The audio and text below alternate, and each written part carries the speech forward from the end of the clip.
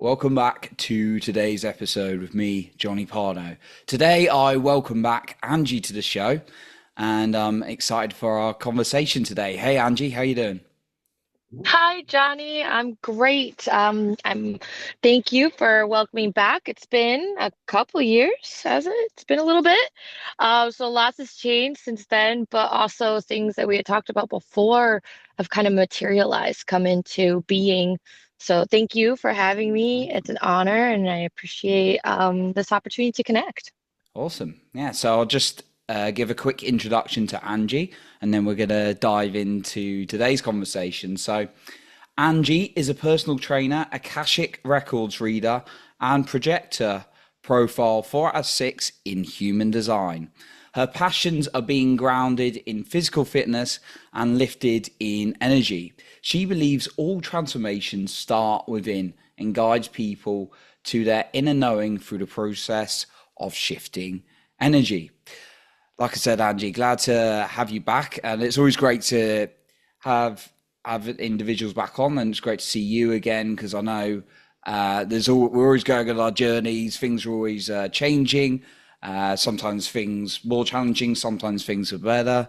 So yeah, really looking forward to seeing where you are at the moment. I really want to hear a little bit about, first of all, I've heard about it myself. It may be very new to many of the listeners.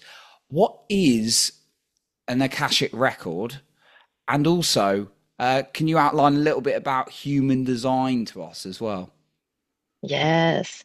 So I am not an expert on any of these fields. So I'll just say that right there. I have been self-learning mostly, but also following different accounts on social media to gain more information and knowledge. Um, so all of my terminology, it may not be on point. I highly recommend anybody to dive in for themselves. What really interested me in the Akashic Records was my journey in shadow work. So it was kind of like a offshoot. Mm. And I went through some Akashic Record reading training with somebody that does that for their profession. And it's been explained to me as an expansive library of past, present, and future potential. And we say future potential because self autonomy and sovereignty and free will, that we have the opportunity to get messages and signs. Like the more in tune we become with ourselves, the more we hear out in the spirit realm what is meant for us. We still get to choose. We still get to have that opportunity to make, like a choose your own ending story. Did you ever read those as a kid? I love those. No, I didn't. No. No, okay, that's my inner child challenge for you, Johnny. Go find a choose your own ending book. And Uh, then you get to these parts of the book in the chapters, and it says, all right, if you want to go this way, you got to go to page such and such. And if you're going to choose oh this, yeah, yeah, yeah, it's you go to ring this a bell. page. Yeah. And then sometimes you would do like, I don't know which way I'm gonna go, so I'm gonna see if this is safe over here, and you like kind of cheat and go ahead. But that's how I kind of see energy work is in and learning about the Akashic records. You can get information from the past, you can get information for right now, you can get information for the future, but it doesn't change your trajectory in this life unless you put it into action.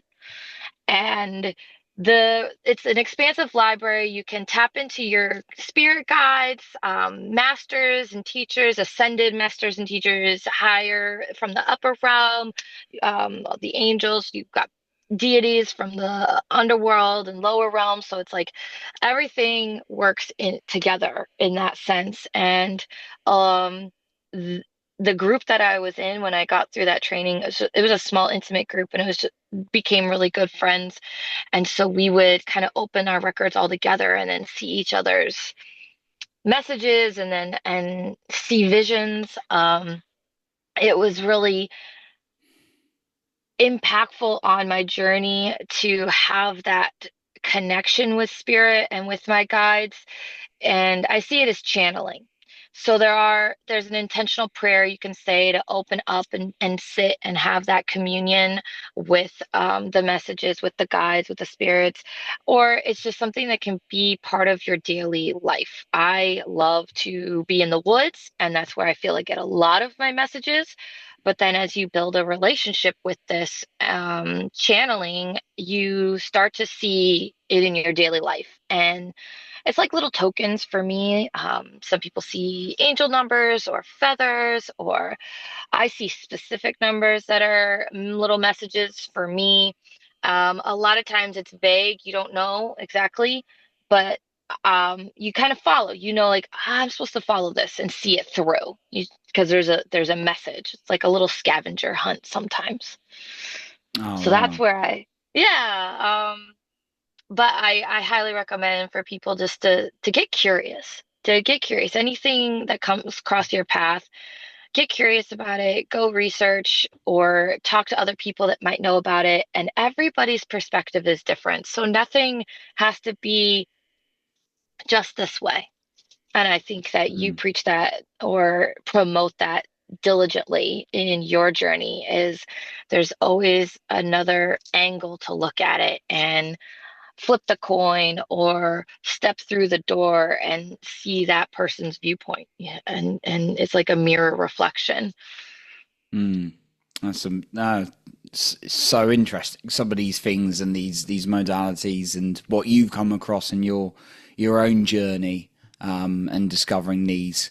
I know obviously you're a PT as well, so you know you're working out, and it sounds like in your life at the moment there's a mixture of like a physical, a spiritual, an emotional approach. Would that be accurate? 100%.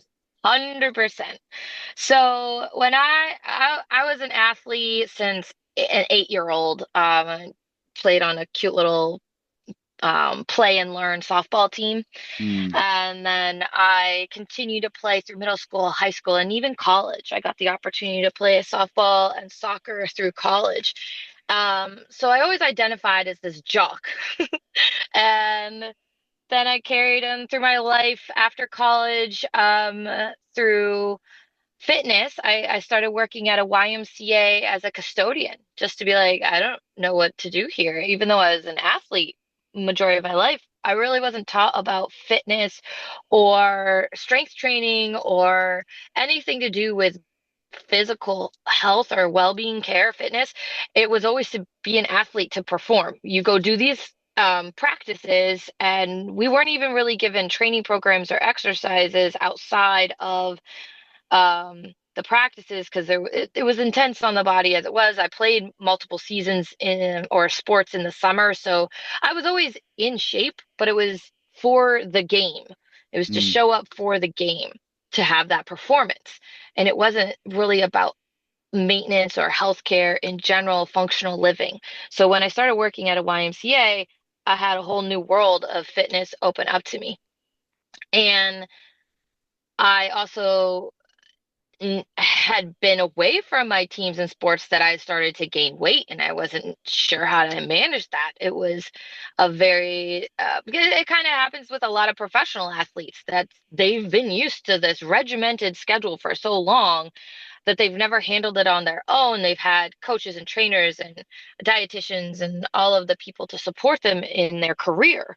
And so I had that on a lesser scale. And then I had to learn self-care. And that's what I learned at the YMCA. So then I got this passion to learn about personal training.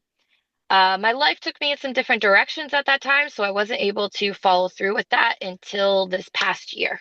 So that's where my beautiful journey of the spiritual realm stepped in because I kept seeing these blocks or these detours or these hardships in relationships. And I did become a mother, so that was a whole other realm of experience and transformation of my body.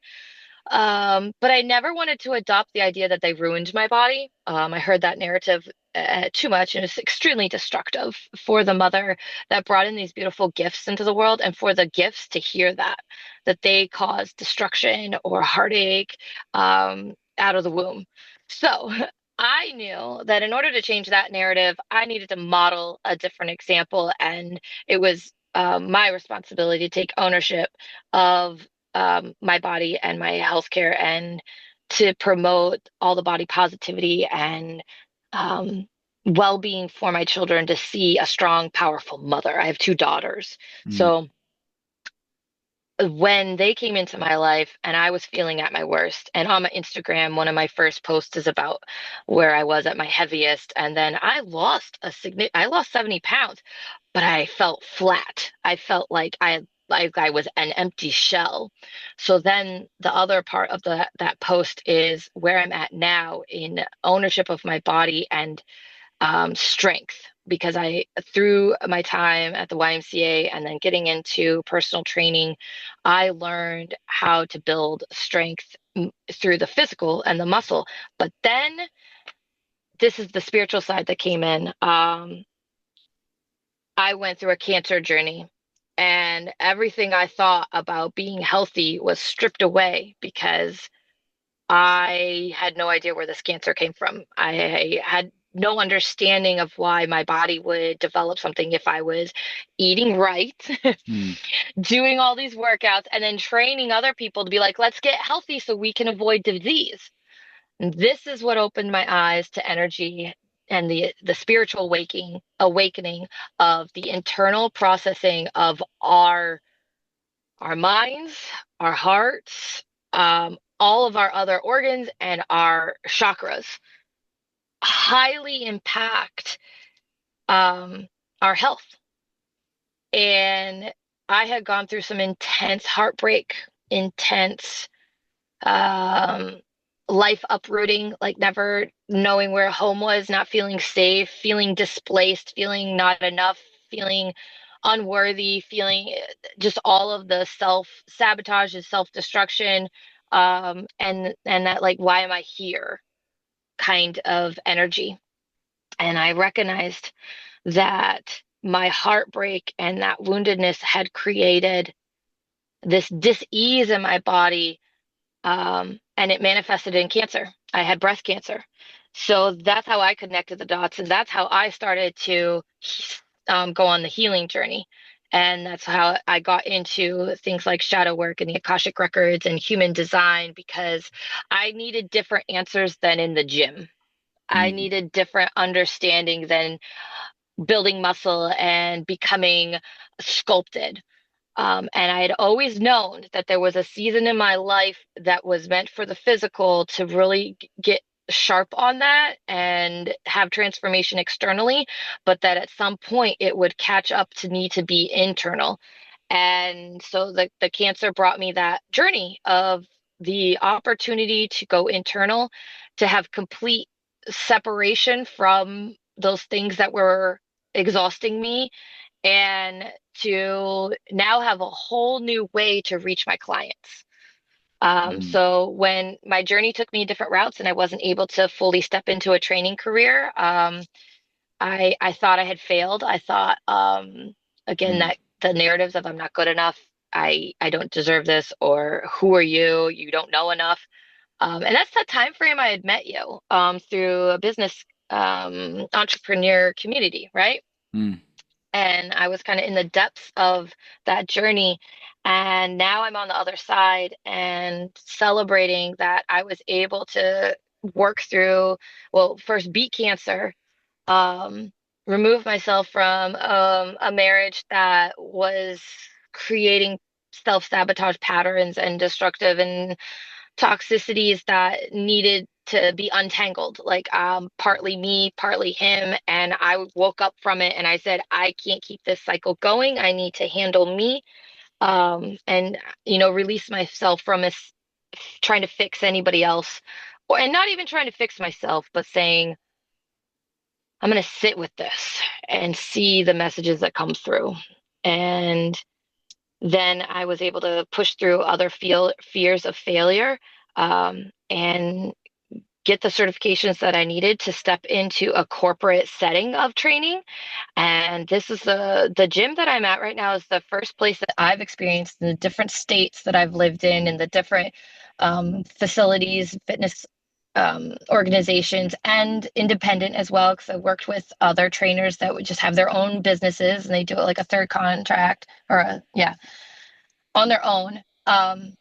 And I am treated like a full-time employee, all the trainers are, and we are given the health benefits, we are given PTO, and we are given a team.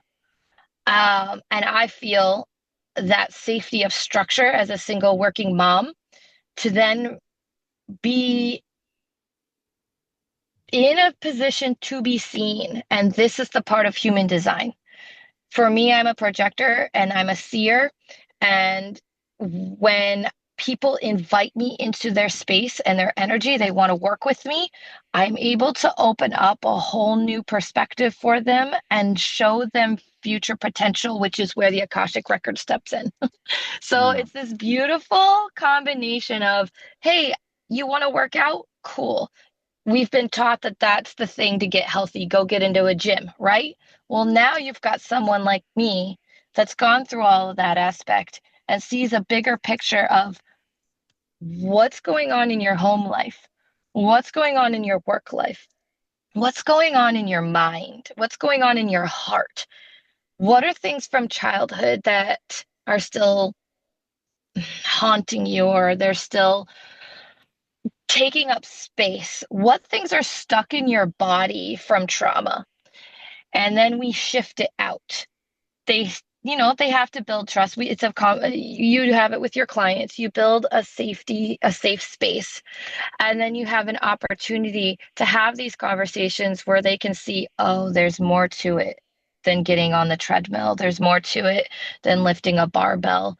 There's more to it than doing a 10-step plan. We need to sit with self and understand the energy around us that's heavy Mm. and the things that are stuck in our body so we can move them out and the body feels safe to release the baggage. Mm. I really love what you touched on kind of like this all round picture and then some of the guidance and signs you've been given, and seeing it in that way as well. It could be quite easy, like from my perception or interpretation, to be like, well, I do all the things right in my health. I'm like working out and eating well. Why do these like challenges come in? But actually, what you've done and the beauty of what you've done is actually looking at, maybe there's a bigger message now. In the moment, I'm sure definitely hasn't been easy, but it's like being open minded to kind of see all these pieces together and how they piece together. And often, like, just, growing up in sort of like environments, you hear, it's always like, oh, did you hear so and so? They're really ill, and this thing surprises me. They do quite a bit of exercise and stuff like that, but actually, what you're learning and people out there that I'm learning from is looking at all these different pieces in our life that actually fit together, and diving particularly deep in the spiritual side sounds like it's been a huge benefit for you and opened your mind, and therefore you're able to open the minds of those you work with and those around you as well, which is amazing, Angie. What I want to just ask you a little bit about is you mentioned a couple of times shadow work, and I've come across it and done it. For the Mhm. listener, what is shadow work for you, and how can it be beneficial? Um, Shadow work, for my understanding, is I think about the moon. We see different phases of the moon, and at different parts of the month, it shines brightly in a full sense, or one half or the other half slivers, or no moon at all, which is considered the new moon. It does not mean that the moon disappeared. It just means that there's different phases and there's different sides. So every time there's illumination, there's always a shadow behind it. So Mm, we as humans, spiritual beings, we are light, we are energy, but there's a shadow side. And if you don't know what's in your shadows, you don't know what's going to come forward until it is in your face in a destructive manner. mm. And that's usually what wakes us up. We're like, holy, all the things, all the words. I didn't ask if it's okay to swear. So No, all no, of the it's all good. things um, that get illuminated in the 3D in this human experience. And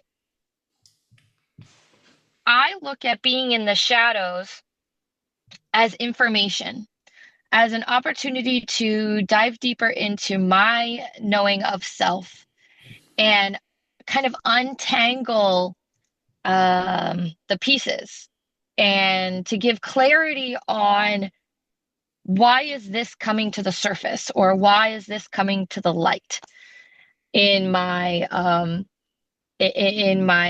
human 3D world. And if it does not feel of me, if it's like, this is not who I am at my core, why am I acting this way? There's triggers, there's trauma, there's events that trip and play out a scenario that's been in the shadows for a long time. So I practiced opening up this information to myself through facilitators and mentors that get you into a deep meditation. And then they've gone through so much in their own lives and with clients to understand what these messages are and what these patterns are. Um, a big thing that happens is we get attached to things, and you can describe them as entities or malevolent spirits or energy drains, or just, I mean, there's all the love attachments, right? Relationship attachment styles, Mm. and there's contracts that we make in this life physically on paper, and then there's energy contracts. When you get in a relationship with somebody, you're making a commitment. That could be considered a contract. And it's all just about enmeshment. Have you stepped into somebody's world out of pure, genuine, unconditional love or because of guilt, manipulation, and fear? So when we vibrate at these different frequencies, we can it like blends colors, right? Say our aura is a purple. I'm sorry, our aura is like a red and you're a blue, and then we engage with each other and it becomes a purple. So then that's a new identity. And you can get enmeshed in that purple and kind of lose your own blue or your own red.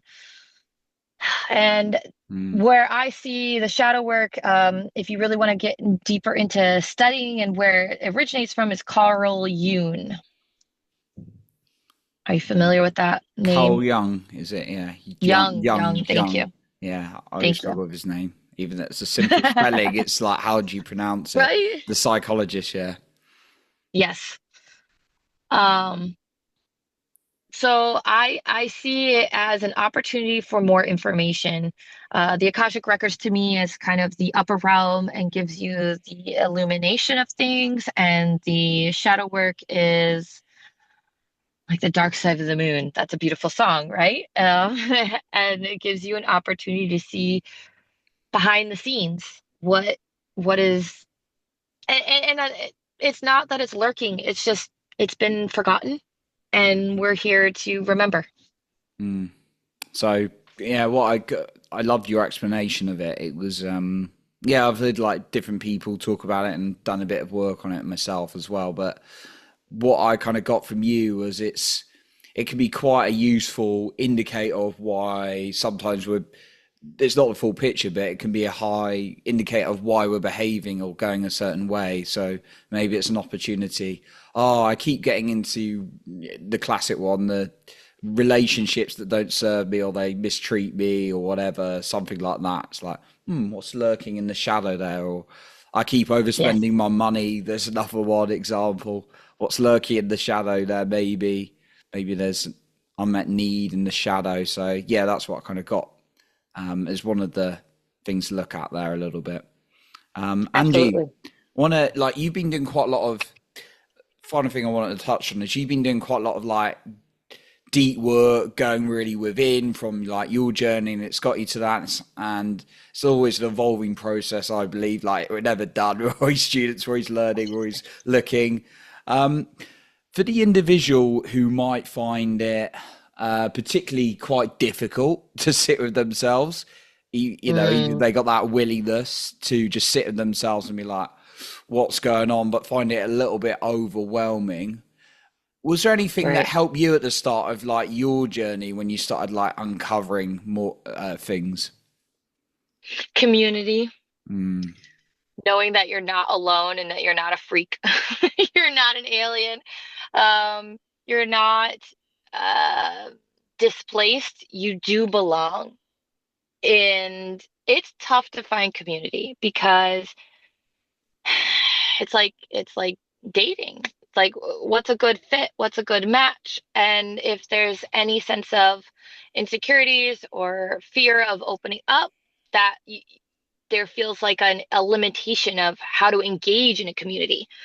So I look at it as a curiosity, investigate, be behind the scenes, find, and not every place is going to be the fit, and maybe it's only for a season.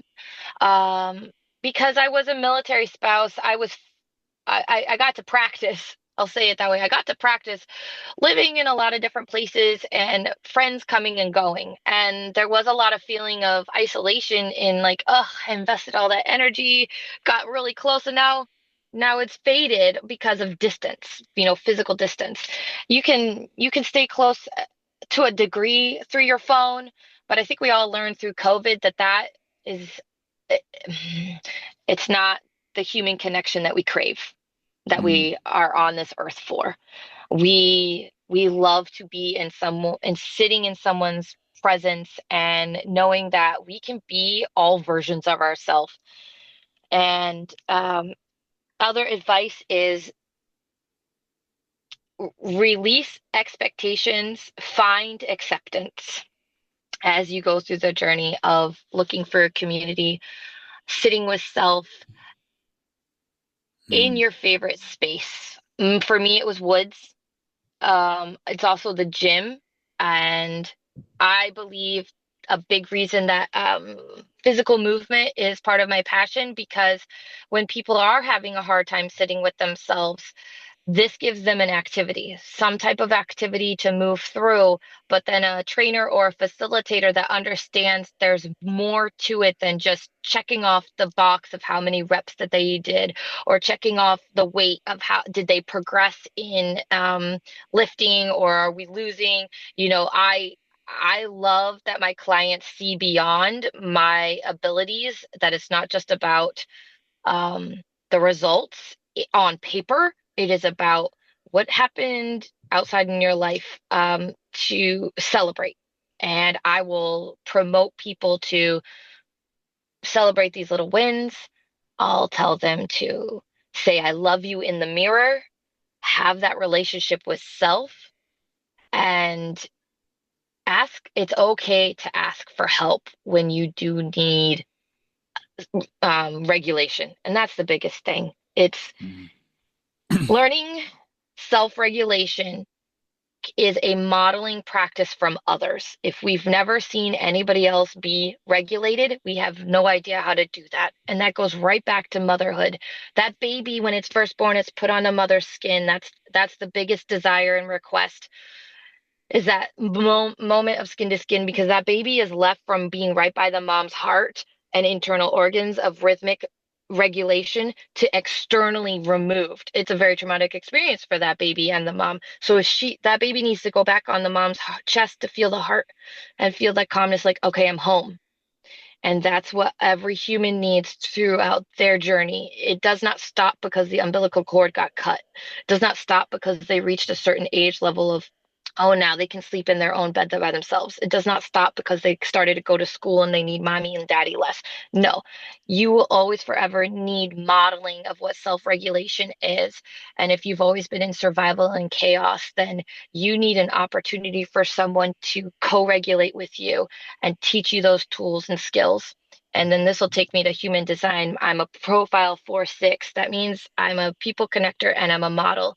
And when I started to realize my design is to be an example for other people's in a physical visual representation, I started to understand that I need to go through the fire and learn how to do all the right and all the wrong things.